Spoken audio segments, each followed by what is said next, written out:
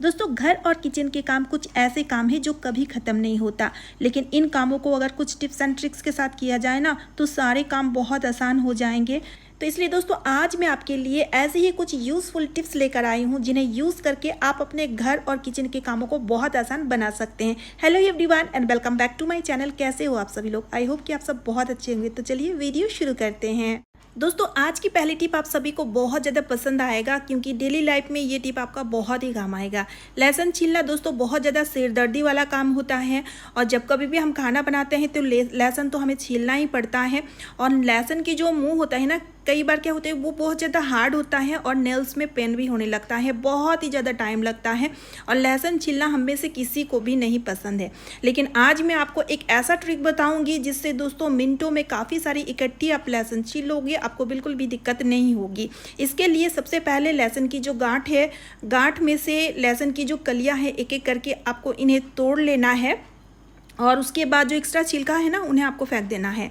फिर उसके बाद आपको लेना है कोई टिफ़िन बॉक्स या फिर इस तरह से कटोरी ले लीजिए और कटोरी में आपको लहसुन की जितने भी कलियां हैं डाल देनी है। और उसके बाद आपको लेना है एक प्रेशर कुकर, हाफ ग्लास आपको पानी डाल देना है। बहुत ज़्यादा पानी मत डालिएगा, हाफ ग्लास की करीबन पानी डाल के पानी को गर्म होने के लिए छोड़ देना है। जैसे ही आप देखेंगे पानी में बबल आने लगे हैं तो ये जो कटोरी है इसे आपको कुकर के अंदर डाल देना है और पानी में जैसे ही बबल आएंगे तो ये जो गैस की फ्लेम है ना इन्हें आपको बंद कर देना है और कुकर की जो ढक्कन है उन्हें आपको तुरंत बंद कर देना है और 10 मिनट के लिए छोड़ना है। 10 मिनट के बाद इस कटोरी को जब आप निकालोगे ना तो आप देखोगे जितने भी लहसुन होंगे ना उन्हें हल्की सी स्टीम मिलेंगे और जिस वजह से लहसुन सॉफ्ट हो जाएंगे और इसकी जो छिलके होंगे ये छूटने लगेंगे। हल्के से ही आप इन्हें इस तरह से छीलोगे तो जितने भी लहसुन के छिलके होंगे वो अपने आप इस तरह से छूट छूट के निकल जाएंगे। और इस तरह से लहसुन छीलने में ना ही आपको ज़्यादा टाइम लगेगा, ना ही आपको ज़्यादा इसे छीलने में ज़्यादा दिक्कत होगी। तो इस तरह से दोस्तों ये छोटी सी ट्रिक आपका डेली लाइफ में बहुत काम आएगा, ज़रूर ट्राई कीजिएगा। तो चलिए अब देख लेते हैं अगली टिप। देखिए, इस तरह का जो केचप होती है ना, इसका पाउचेस कई बार हमारे घर में आते ही हैं कुछ फूड वगैरह ऑर्डर करने से, तो ये घर में पड़े रहते हैं। इसका यूज़ ज़्यादातर हम नहीं लेते हैं, लेकिन आज मैं आपको इसका एक ऐसा यूज़ बताऊंगी जिन्हें देखकर आप भी बहुत ज़्यादा खुश हो जाएंगे। तो इसे हमें क्या करना है, घर में पड़े रहने से अच्छा आप क्या कीजिए, इन्हें ना आपकी जो फ्रिज है फ्रीजर में आपको इन्हें रखना है। ठीक है, तो यहाँ पर आपको इन्हें जब आप फ्रीजर में रखेंगे तो ये बिल्कुल आइस बन जाएंगे, बहुत ज़्यादा चिल, बहुत ज़्यादा ठंडा हो जाएंगे और उसके बाद इसका यूज़ हम बहुत बढ़िया तरीके से ले सकते हैं।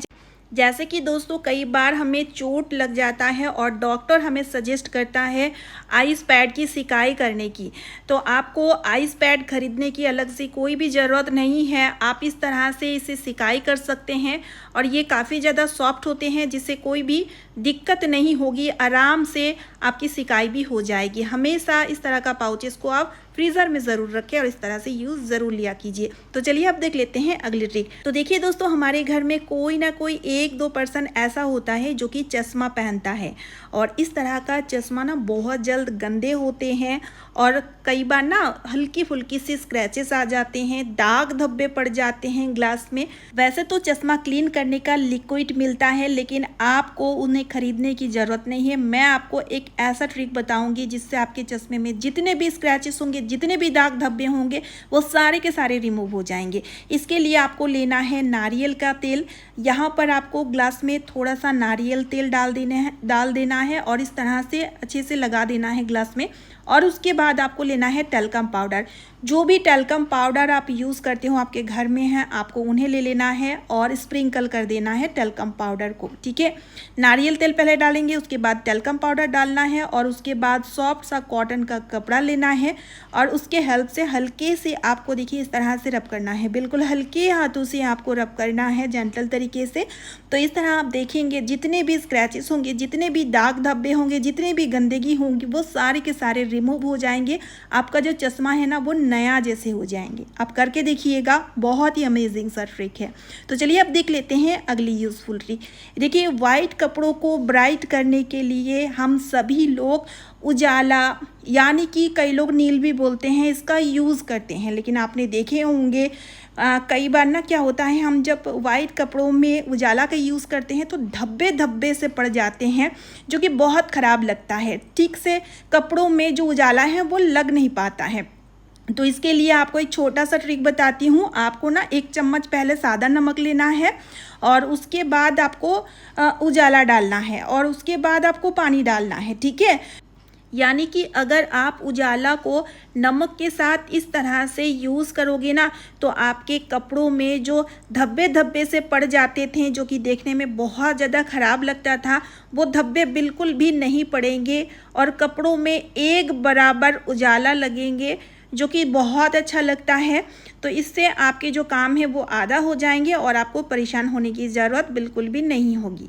अगर मशीन में इसे यूज़ कर रहे हो तो भी आप नमक का यूज़ ज़रूर से कीजिएगा।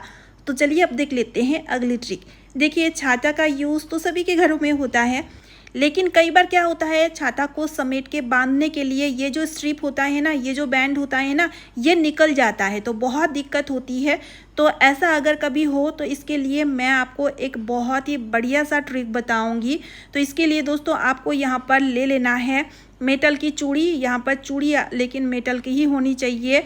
तो कोई भी पुराना खराब मेटल की चूड़ी आप ले लीजिए और इन्हें इस तरह से, देखिए मैं नेल कटर से काट लूँगी बीच में से, क्योंकि ये जो चूड़ी है ना बड़ा साइज़ का है और छाता में ये फिक्स नहीं आएगा।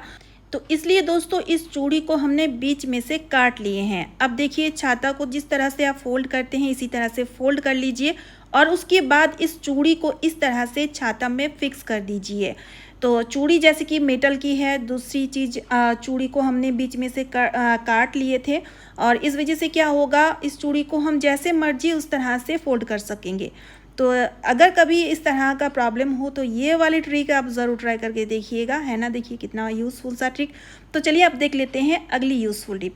तो यहाँ पर देखिए, आर्टिफिशियल ईयररिंग पहनना हम सभी को बहुत ज़्यादा पसंद होता है, लेकिन कई लोगों को ये जो आर्टिफिशियल ईयररिंग है ना, ये बिल्कुल भी सूट नहीं करता है। पहनने से ही कान में घाव या फिर इचिंग होने लगता है, रेडनेस हो जाता है, काफ़ी सारी समस्या होती है। तो अगर आपको भी इस तरह का समस्या है तो आप इसके लिए क्या कीजिएगा, ले लीजिएगा लहसुन।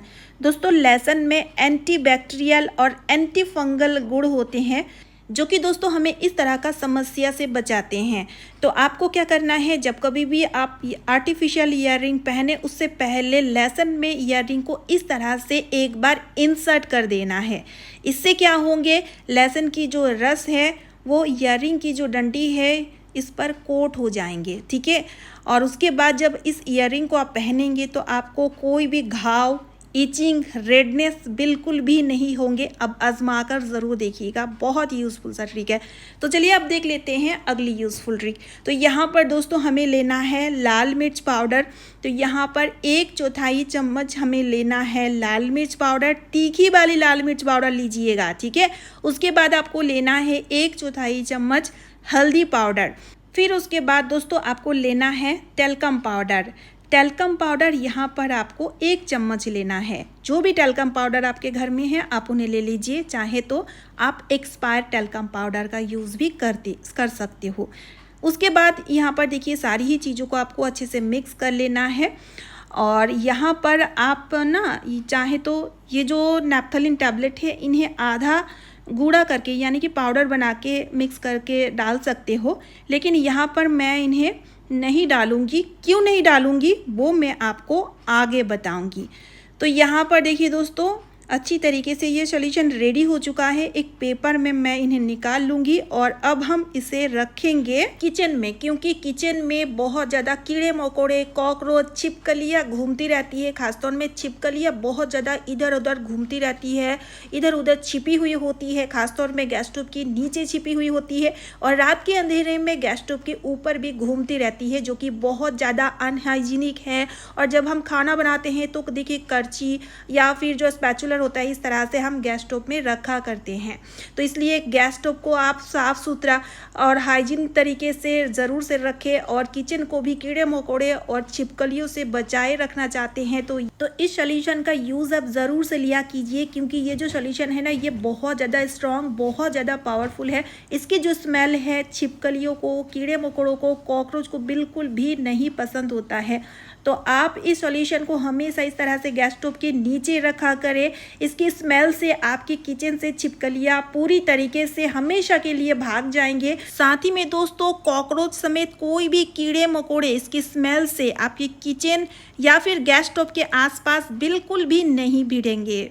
तो चलिए आज का वीडियो मैं यहीं पे एंड करती हूँ। अगर आपको वीडियो थोड़ी सी भी यूज़फुल लगे तो वीडियो को ज़्यादा से ज़्यादा शेयर कर दीजिएगा। साथ ही साथ चैनल को सब्सक्राइब और वीडियो को एक लाइक ज़रूर कीजिएगा। तो चलिए फिर मिलती हूँ नेक्स्ट वीडियो में। Bye friends and thanks for watching.